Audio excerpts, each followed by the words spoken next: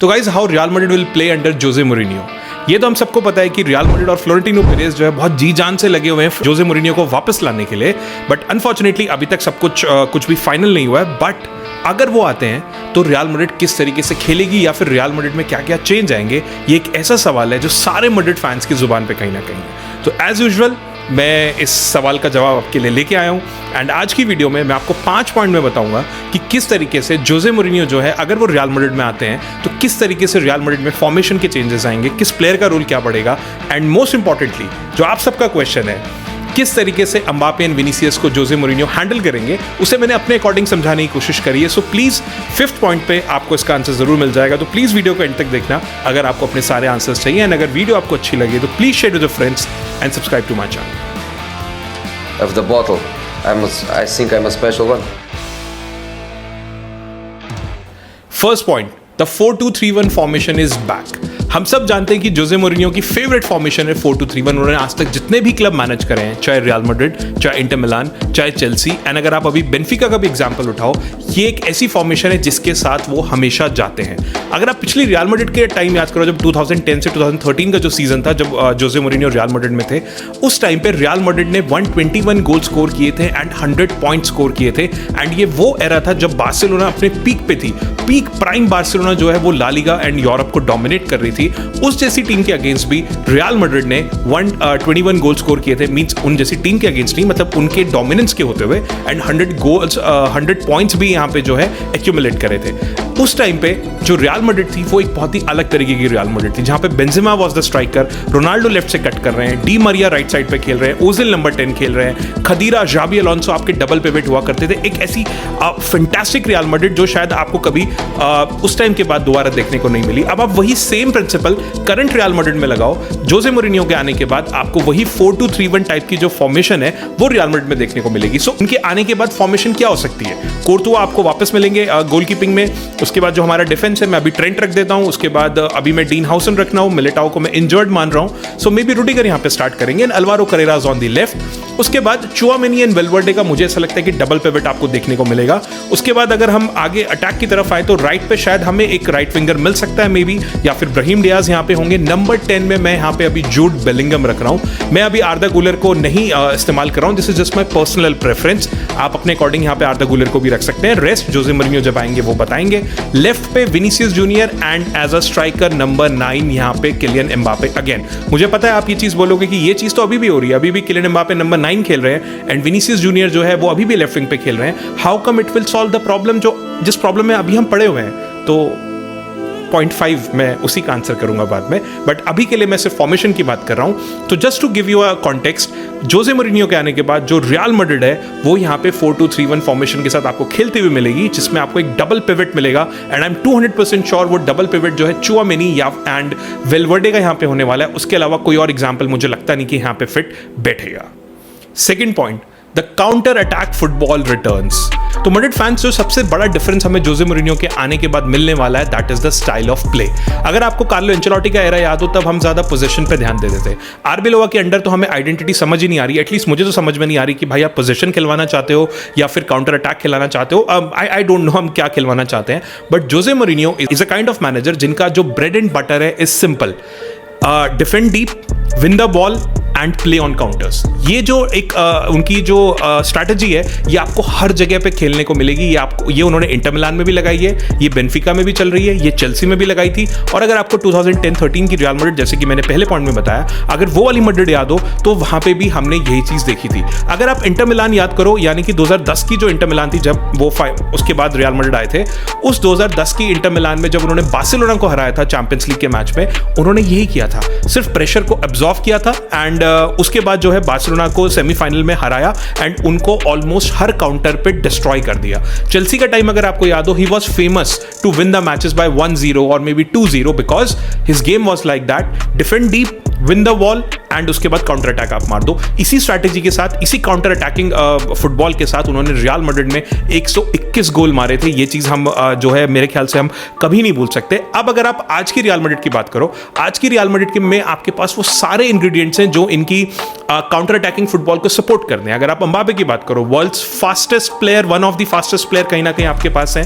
उसके बाद left side पे विनीसियस जूनियर आपके पास, one of the fastest speedy pacey player आपके पास है। उसके बाद जूड बेलिंगम नंबर 10 रोल में, जो कि फुल ऑफ इंजन, जो एकदम इधर से उधर रन बनाते रहते हैं। उसके बाद अगर आप थोड़ा सा पीछे जाओ, आपके पास वेलवर्डे जैसा ऐसा प्लेयर है जिसके पास 4 लंग्स है, जो अटैक से लेकर डिफेंस सब कुछ आपके लिए यहाँ पे करता रहेगा, राइट। सो वेलवर्डे उस टाइप का प्लेयर है जो आपके लिए सारी पिच यहाँ पे कवर करेगा। एंड जोसे मोरिनियो को इस टाइप के जो प्लेयर्स हैं वो काफ़ी ज़्यादा पसंद है। बट ये जो सारी स्क्वाड है, ये जो सारा गेम प्ले है, ये कहीं ना कहीं एक काउंटर अटैकिंग फुटबॉल पे एक तरीके से स्टिक करेगा।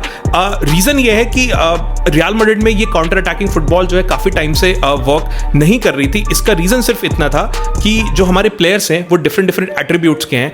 दूसरे मैनेजर्स जो हैं उनके एट्रीब्यूट्स को एक साथ नहीं कर पाए। बट मोरिनियो जब आएंगे, आई एम 200% श्योर कि मोरिनियो उन सब डिफरेंट एट्रीब्यूट्स को एक साथ क्लब करेंगे और आपके लिए एक फैंटास्टिक काउंटर अटैकिंग जो फुटबॉल है वो यहाँ पे बना के रखेंगे। तो आप ये एक्सपेक्ट कर सकते हो कि जोसे मोरिनियो के आने के बाद जो रियल मैड्रिड होगी वो बार्सिलोना या फिर एटलेटिको मैड्रिड के अगेंस्ट जो मैचेस होंगे उसमें सिट डीप कर रही होगी।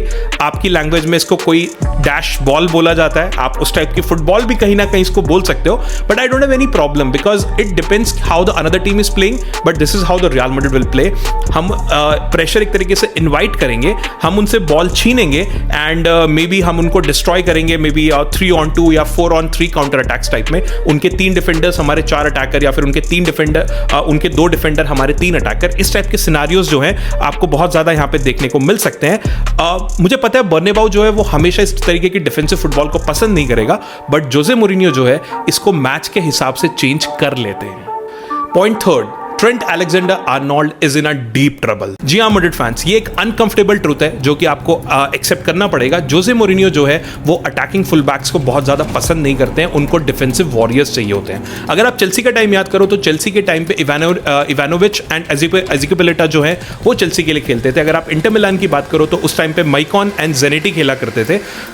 ये उस तरीके के प्लेयर्स हैं जो बहुत ज़्यादा अटैक नहीं करते बट बहुत अच्छा डिफेंस करते हैं। अगर आप रियल मैड्रिड की बात करो तो उस टाइम पे आर्बेलो आपके राइट साइड पे खेला करते थे, यस लेफ्ट साइड पे आपको मार्सेलो खेला करते थे, और हम सब जानते हैं कि मार्सेलो किस तरीके के अटैकिंग प्लेयर है। बट मोरिनियो के अंडर मार्सेलो को बहुत ही स्ट्रिक्ट इंस्ट्रक्शंस थे डिफेंसिव ड्यूटीज के। यही कारण है कि हमें, आपको ध्यान होगा, मोरिनियो ने फेबियो कंट्राओ को भी बहुत बार खिलाना स्टार्ट कर दिया था, बिकॉज मार्सेलो जो है वो नहीं कर पाते थे बहुत ज़्यादा, वो अटैक में आगे कहीं ना कहीं निकल जाते थे। ट्रेंट अलेक्जेंडर आर्नोल्ड जो है वो ऑपोजिट ऑफ जोसे मोरिनियो, जो गेम स्टाइल है उसके बिल्कुल ऑपोजिट है।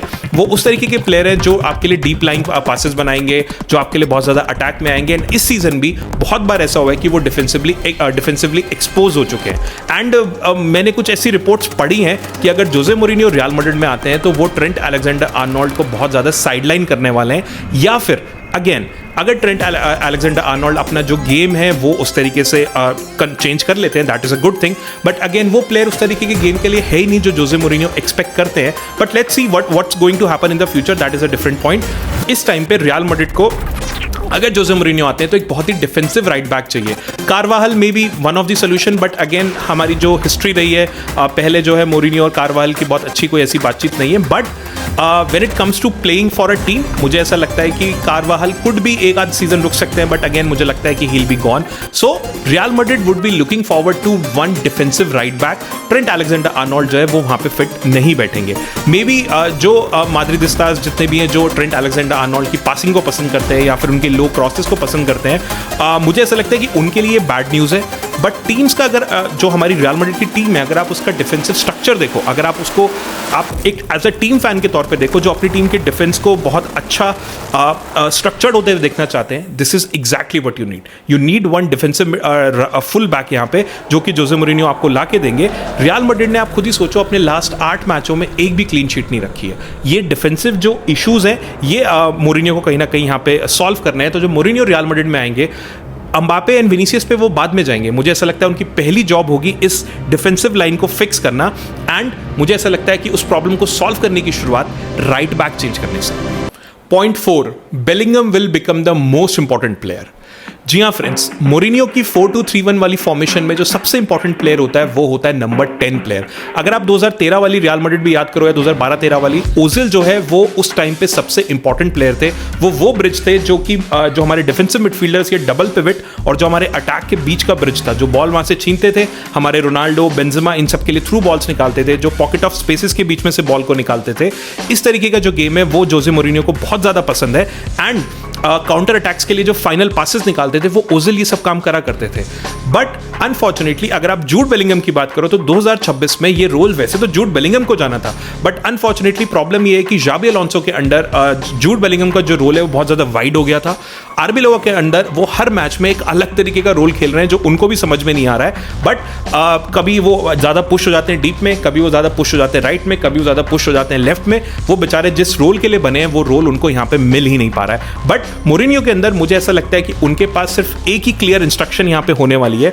आपको नंबर 10 स्पेस में बॉल को रिसीव करना है, आपको विनीसियस या फिर एम्बापे को जो है बॉल को फीड करना है। मुझे ऐसा लगता है कि इसी तरीके के रोल के लिए जूड बेलिंगम जो है बिल्कुल परफेक्ट प्लेयर है। वो आपके लिए जो आपके डिफेंसिव मिडफील्डर्स हैं उनसे बॉल लेके आएगा आपके क्योंकि उनका विजन भी बहुत बढ़िया है, तो आपके काउंटर अटैक पे लॉन्ग बॉल्स भी दे सकते हैं, वो आपको थ्रू बॉल्स भी दे सकते हैं। एंड मुझे ऐसा लगता है कि उनके पास फिजिकलिटी भी है, उनके पास वो बॉडी बिल्ट है जिससे कि वो जो डिफेंडर्स हैं उनको एक तरीके से परेशान भी करके रख सकते हैं, उनको बांध के रख सकते हैं। एंड इन सब के करने के बावजूद उनकी पासिंग रेंज इतनी बढ़िया है कि वो जो हमारे रनर्स हैं जैसे कि एम्बापे हो गए, जैसे कि विनीसियस हो गए, उनको भी वहां पे ढूंढ सकते हैं। एंड जो उनका गोल स्कोरिंग इंस्टिंक्ट है डी के अंदर आके बॉक्स के अंदर गोल मारना, वो भी बहुत ही फैंटास्टिक है। अगर आपको याद हो बायर्न वाले मैच के बाद कसियास ने ये इंटरव्यू दिया था, उन्होंने बोला था कि Bellingham is the only player जो एक्चुअली आपके लिए यहाँ पे जीतना चाहता था। ये हमें बायर्न वाले मैच में बहुत अच्छे से दिख गया था। मोरिनियो के अंडर मुझे ऐसा लगता है वो एक ऐसी टीम बनाएंगे with the kind of a mentality जो बेलिंगम के पास है, जो कि मोरिनियो के पास है। उनको उसी टाइप के जो प्लेयर हैं वही चाहिए। एंड मोरिनियो के अंडर मुझे ऐसा लगता है कि बेलिंगम जो कि इस टाइम पे बहुत ही फ्रस्ट्रेटेड फॉर्म में है क्योंकि उनको उनकी पोजीशन नहीं खेलने को मिल रही है, रियल मैड्रिड जीत नहीं रही है, कोई भी प्लेयर यहाँ पे फ्रस्ट्रेटेड होगा तो जो मोरिनियो है मुझे ऐसा लगता है कि वो बेलिंगम को एक फ्रस्ट्रेटेड टैलेंट से एक इंटायर सिस्टम का इंजन यहाँ पे बना सकते हैं। और ये काबिलियत जो है जोसे मोरिनियो के पास बहुत अच्छे से है। इसीलिए मैंने बोला कि जो बेलिंगम है उनको मोरिनियो के आने से कोई प्रॉब्लम नहीं होने वाली है, बिकॉज उनको पता है जैसे ही वो आते 4-2-3-1 सिस्टम में स्विच करेंगे उनका रोल जो है बहुत ज्यादा इंपॉर्टेंट बन जाएगा। Point number 5, how Mourinho solves Mbappe Vinicius problem. I know आप सब लोग इस पॉइंट के बारे में बहुत ज़्यादा सोच रहे होंगे शुरुआत से। सो अभी के लिए हमारे पास क्या प्रॉब्लम है? हमारे पास प्रॉब्लम ये है कि एम्बापे जो कि एक नेचुरल लेफ्ट विंगर है, उसके बाद विनीसियस जो कि अगेन एक लेफ्ट विंगर है। आरबी लोवा के अंडर जो हमारे लेफ्ट विंगर एम्बापे हैं वो एज अ प्योर नंबर 9 खेल रहे हैं। उसके बाद जो हमारे विनीसियस हैं वो प्रॉपर लेफ्ट विंग पे खेल रहे हैं। बट जो एम्बापे हैं वो नंबर 9 मूव होने के बावजूद जो अपनी नेचुरल इंस्टिंक्ट है वो भूले नहीं है, which is dropping deep on the left. ये होने की वजह से क्या होता है कि ये दोनों जो है ड्रिफ्ट कर जाते हैं लेफ्ट की तरफ और एक दूसरे का जो स्पेस है वो यहाँ पे ऑक्यूपाई कर जाते हैं। Technically Mbappe is not a box striker. What we are expecting from a striker कि वो डी में खड़े रहें, वो बॉल का वेट करें और मे बी अपनी रन बनाएं सो दैट अदर प्लेयर्स उनको बॉल यहाँ पे दे। अनफॉर्चुनेटली ऐसे बहुत सारे एग्जांपल है जहाँ पे एम्बापे जो है बॉक्स में नहीं पहुंचे, बॉल उनको मिल सकती थी या नहीं मिल पाई बिकॉज वो उनके इंस्टिंक्ट्स नहीं है। इसके होने के बावजूद उन्होंने गोल जरूर स्कोर करें, but again he is not a proper number 9। And जब वो ड्रिफ्ट करते हैं तो वो विनी के स्पेस में चले जाते हैं, जिसकी वजह से सेंटर बिल्कुल खाली हो जाता है, राइट विंग बिल्कुल खाली हो जाता है, दूसरी टीम को एक पर्टिकुलर स्पेस में आपको पिन करने का मौका मिल जाता है, जिसकी वजह से आप जो बहुत सारे डिफेंडर्स हैं वो आपको मार्क करना शुरू कर देते हैं और आप बॉल वहां से निकाल नहीं पाते। अगर आप मोरिनियो जो है इसको एक चीज से फिक्स कर सकते हैं, जो उनका 4-2-3-1 वाला सिस्टम है उसमें जो उनका नंबर 9 है उसको डीप ड्रॉप करना पड़ेगा। And when I am talking about deep drop तो I am talking about centrally deep drop. अब यहाँ पे डिफरेंस सिर्फ इतना होगा कि एम्बापे यहाँ पे ड्रॉप करेंगे बट बेलिंगम में मेक द रन। बेलिंगम जिस रन्स के लिए बहुत ज्यादा फेमस है वो बॉक्स में स्प्रिंट करेंगे नंबर 10 पोजीशन में। अगर आपको विनी जो है वो यहाँ पे लेफ्ट रहेंगे। अगर आपको पिछले वाली रियल मैड्रिड ध्यान हो वहां पे ये रोल बेंजेमा अदा करते थे। बेंजेमा आपके लिए डीप ड्रॉप करते थे, यहाँ से रोनाल्डो आपके पास रहते थे, ओजिल यहाँ पे रहते थे, ये लोग यहाँ पे जो है रन बनाया करते थे। सेम काइंड ऑफ चीज जो है वो आपको यहाँ पे होते हुए मिलेगी। तो instead of 2 players in 1 zone आपको 3 प्लेयर्स मिलेंगे 3 जोन्स में, यानी कि विनी आपको मिलेंगे वाइड, बेलिंगम आपको मिलेंगे बॉक्स पे एंड एम्बापे आपको मिलेंगे थोड़ा सा पॉकेट पॉकेट डीप में। ये उसी तरीके की चीज़ है, ये 2012 में जो है बेंजेमा के साथ काम किया था, जैसे कि मैंने आपको ऑलरेडी ऊपर बताया, एंड इसी तरीके की जो चीज़ है वो आपको इस टाइम पे मिल सकती है, यानी कि same principle, different name, but outcome would be similar. Counter attack पे ये और ज़्यादा डेडली हो जाएगा। जस्ट इमेजिन कि बेलिंगम की तरफ से एक फाइनल बॉल आपको पड़ी है, two of the world's best deadly जो विंगर्स हैं वो आपके लिए रन कर रहे हैं। अम्बापे जो है वो सेंट्रली रन कर रहे हैं, विनी जो है यहाँ पे सेंट्रली लेफ्ट साइड पे रन कर रहे हैं, एंड कोई भी जो डिफेंस होगा वो इस टीम को रोक नहीं पाएगा। अभी तक ये प्रॉब्लम इसलिए हो रही थी क्योंकि अभी तक हम क्लीनली बॉल को निकाल ही नहीं पा रहे थे, हम वो अटैकिंग फुटबॉल खेल ही नहीं रहे थे। बट मोरिनियो के अंडर आके जब आपकी टीम को उस तरीके की अटैकिंग फुटबॉल खेलने की फ्रीडम मिलेगी, जब जूड बेलिंगम को वो रोल मिलेगा, ट्रस्ट मी ऑन दैट, आपके प्लेयर्स को वो बॉल फीड करेंगे और आपके प्लेयर्स उस तरीके की रन्स यहां पे बनाएंगे। बट फाइनली अगर ये चीज़ काम नहीं करती है, ये गलती दोबारा यहाँ पे होती है, तो मैं आपको ये चीज़ बता दूं कि अगर ये रोटेशन जो ये क्लिक नहीं करती है तो मोरिनियो जो है वो 1 मिनट भी हेजिटेट नहीं करेंगे। उन्होंने कसियास को ड्रॉप करा हुआ है, उन्होंने रोनाल्डो को भी ड्रॉप करा हुआ है कुछ मैचेस में, उन्होंने माता को ड्रॉप कर दिया था चेल्सी में, और विनीसियस अगर इस तरीके के एटीट्यूड में रिफ्यूज़ करेंगे या अडेप्ट करने से मना कर देंगे तो बेंच पे वो उनको फेंकने में बहुत ज़्यादा टाइम नहीं लगाएंगे। सेम गोज फॉर अम्बापे, अगर अम्बापे दोबारा से ड्रॉप करते हुए लेफ्ट की तरफ जाएंगे तो बेल ट्रीटमेंट मिलेगा, और बेल ट्रीटमेंट के बाद बेंच जो है वो उनका घर बन जाएगा। एंड मोरिनियो तरीके के मैनेजर हैं, वो डेफिनेटली फ्लोरेंटिनो को पुश करेंगे इनमें से किसी एक प्लेयर को सेल करने के लिए, बिकॉज इस पैसे को वो री इन्वेस्ट करवाएंगे किसी और प्लेयर के ऊपर। मोरिनियो इस टाइप की चीज़ों के लिए बहुत ज़्यादा फेमस होते हैं। So Mourinho is a kind of manager जो कि सेंटिमेंटल नहीं होता है नेम्स को लेके कि अरे तो विनीसियस से तो जाना नहीं चाहिए, उसको कोई फर्क नहीं पड़ता है इस चीज़ से। That is why we want our Jose Mourinho back at Real Madrid. So guys, hopefully आपको थोड़ा बहुत समझ में आया होगा कि किस तरीके से जोसे मोरिनियो जो है वो रियल मैड्रिड में अपने जो नई रियल मैड्रिड है उसको बना सकते हैं। I hope Mbappe and Vinicius वाला पॉइंट भी आपको क्लियर हुआ होगा। Just kindly let me know in the comments what do you think about these points, या फिर अगर मुझसे कोई पॉइंट छूट गया है तो just let me know in the comments. अगर वीडियो अच्छी लगी हो तो please share with friends and subscribe to my channel. Thank you.